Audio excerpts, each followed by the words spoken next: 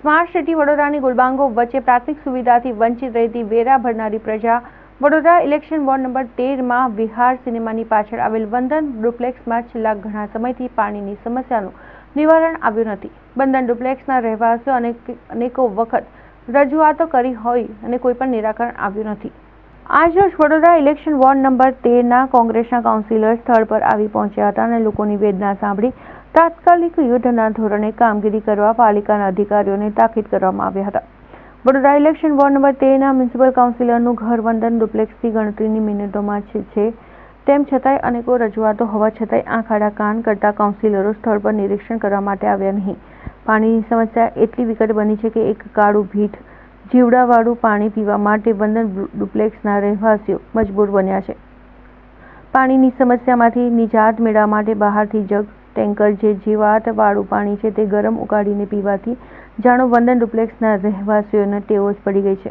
ગંદા જીવાતવાળા દુર્ગંધ મારતા પીવાના પાણીના કારણે વંદન ડુપ્લેક્સમાં ધીરે ધીરે બીમારીઓનું ઘર થવા માંડ્યું છે.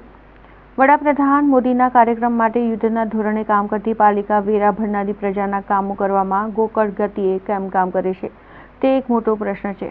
અત્રે ઉલ્લેખનીય છે કે વંદન ડુપ્લેક્સના રહેવાસીઓએ વડોદરા મ્યુનિસિપલ કમિશનરને ફોન કરી તેમની સમસ્યાની જાણ કરી હતી, પણ તેઓએ નિરાશા જ હાથ લાગી હતી. તેવી રીતના આક્ષેપો તેમના દ્વારા કરવામાં આવ્યા છે. હવે જોવાનું રહેશે કે વંદન ડુપ્લેક્સના રહેવાસીઓની આ જે પાણીની સમસ્યા છે તે કેટલા સમયમાં પૂર્ણ થશે.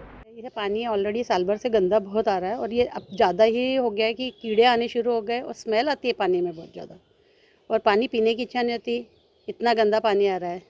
कितने वक्त से आ रहा है? ऑलरेडी कीड़े वाला पानी तो 4-5 महीने से बरसात के समय से स्टार्ट हो गया है, पर अभी भी कंटिन्यूस ही है. ऐसा नहीं है कि पानी चलो कि बरसात के दिनों में थोड़ा पानी और अपन सोच क्योंकि 4 साल से हम सफ़र हो रहे हैं इस चीज़ से, पर उसके बाद बंद हो जाता था. पर अब तो कंटिन्यूस गंदा पानी, आप पानी सिंपल सादा पानी भी देखोगे तो उसमें भी कुछ ना कुछ ऐसे ग्रेन्यूल्स जैसे तैरते ही रहते गंदे. કોઈ પણ અધિકારી સ્થળ પર આવ્યો નથી, કોઈ જાતની કામગીરી નથી કરી, એટલે 3 મહિનાથી અમારી વિસ્તારના લોકો જીવડાવાળું ગંદુ પાણી પીવું પડે છે જબરદસ્તી.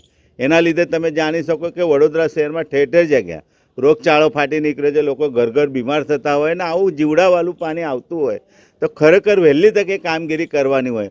અને અમારા વિસ્તારમાં તમે જોઈ શકો આ વંદન ડુપ્લેક્સ છે, થોડા દિવસ ખાડિયા પણલી તે ગંદુ પાણી આવતું હતું, થોડા દિવસ નવાપુરા વિસ્તારમાં, એટલે એક એક જગ્યા પર કારું ને ગંદુ પાણી આવતું હોય છે ને અધિકારી ટેમ્પરરી કામગીરી કરે છે, કાયમી નિકાલ નહીં કરતા કે કાયમી હવે લોકોને ચોખ્ખું પાણી મળે એવું કામગીરી નહીં કરતા.